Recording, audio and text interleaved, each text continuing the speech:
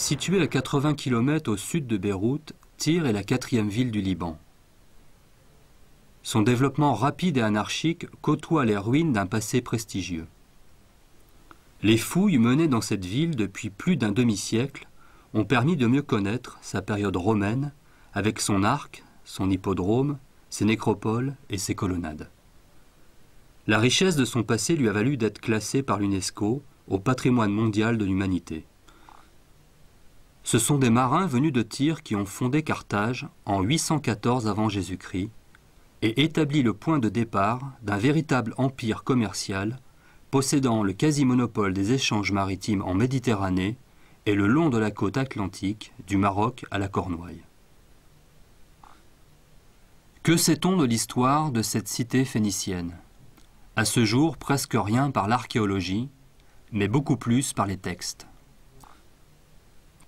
Les premières recherches sous-marines sont le fait d'un père jésuite, Antoine Poix-de-Bar, qui dans les années 30 a fait des relevés aériens contrôlés par des plongées en scaphandre. Ces observations aériennes et sous-marines montrent la richesse potentielle des fonds marins. L'équipe de la RESMAR a proposé sa collaboration pour établir un plan de prospection et de fouilles utilisant les moyens modernes de l'archéologie sous-marine.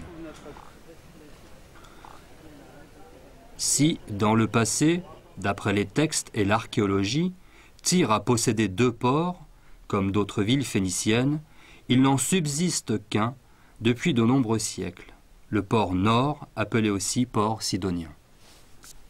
À proximité du port actuel apparaissent plusieurs types de vestiges.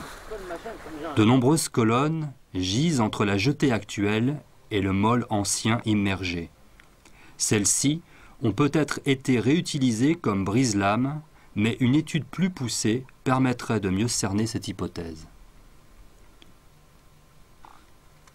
Un élément architectural immergé intéressant est le môle Poix-de-Bar, du nom de son inventeur. Cette structure, décelée en photographie aérienne dans les années 1930, est parallèle au môle actuel, à une quarantaine de mètres plus au nord. Ce môle est formé d'une double rangée de blocs parallélépipédiques en ramelé, qui est une roche locale. Ces blocs ont une longueur moyenne d'1,80 m pour une section plus ou moins carrée ou rectangulaire de 40 à 60 cm de côté. Le secteur compris entre les 2 rangées semble comblé par du tout venant non appareillé. La largeur du môle, 12,70 m, semble constante.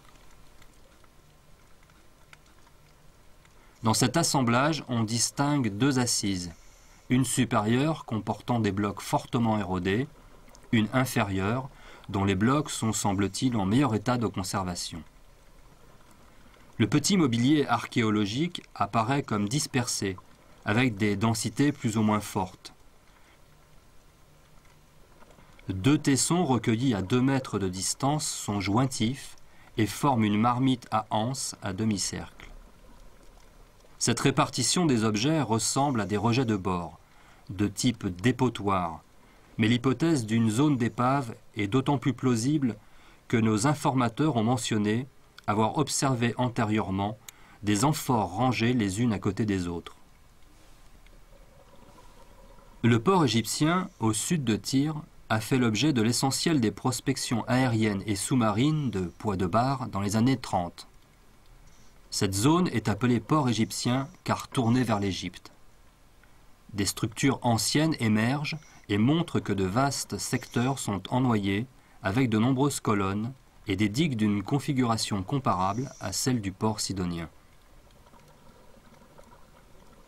La découverte d'un morceau de virure de bordée, fragment caractéristique de la construction navale romaine, laisse à penser que celui-ci a été détaché d'un élément de coque plus conséquent et qu'une fouille minutieuse permettrait de mettre à jour une épave et de mieux comprendre la configuration du port égyptien durant la période romaine.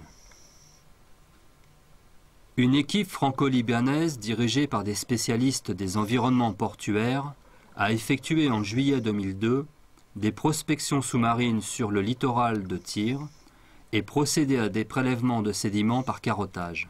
Les premiers résultats démontrent que les vestiges engloutis de ce qui est appelé le port égyptien antique seraient ceux de quartiers résidentiels détruits par un séisme. La population de Tyr connaît la richesse archéologique de ses fonds sous-marins et ceux-ci sont fréquemment visités. Il y a une dizaine d'années, les pilleurs plongeaient en utilisant un narguilé. L'usage de ce type de matériel est officiellement interdit depuis la fin de la guerre. Mais les faibles profondeurs où gisent les vestiges permettent leur récupération en apnée. Les bonnes dispositions des clandestins nous ont permis d'étudier et de restituer aux autorités quelques objets très fragiles de faible valeur vénale. Grâce aux informations données par les anciens, qui ont effectué des plongées de récupération, un programme de fouilles va pouvoir être mis en œuvre sur des points sensibles par une équipe franco-libanaise. L'équipe de la Resmar a voulu se rendre sur un site où aucun archéologue n'avait encore pu intervenir, malgré des découvertes importantes d'objets d'art de l'âge du fer. Ce site faisait l'objet de renseignements contradictoires concernant la date de sa découverte, sa localisation et sa profondeur. L'équipe a mené son enquête, aidée par un pêcheur local, dont le frère, décédé, avait remonté dans les années 80 une vingtaine de statuettes en terre cuite de 50 cm de haut. La zone de prospection se situe au nord-ouest de Tyr, à 1 heure de bateau, sur des fonds de 35 à 40 mètres. Les 3 plongeurs de la Resmar descendent. Un médecin reste à bord pour assurer la sécurité. La température de l'eau est de 26 degrés, la visibilité très bonne. Le fond est assez plat, constitué d'un conglomérat sombre très dur, avec un sable grossier exclusivement coquillé. Le sable a été fraîchement remué par endroits et l'on peut apercevoir des creux en entonnoir de 10 à 20 cm. Le secteur exploré est d'environ 20 mètres sur 30. 16 tessons, dont 4 de bord d'amphore à épaules carénées, ont été recueillis. Une jambe gauche, avec draperie de robe attenante d'une statue creuse en terre cuite, a été découverte. Cette pièce fait une vingtaine de centimètres de longueur. La statuette complète devait mesurer environ 60 à 80 cm de hauteur. Un échantillon du beach rock a été prélevé. D'après les analyses, il s'agirait d'une accumulation grossière de sable et de grès coquillés calcaires. Ce site est un lieu de naufrage, mais il ne reste rien du navire car la dureté du fond a empêché l'enfouissement de la coque, laquelle a dû être rapidement disloquée. Cette épave contenait un grand nombre de statuettes en terre cuite et des amphores de type phénicienne datées du 7e siècle avant notre ère.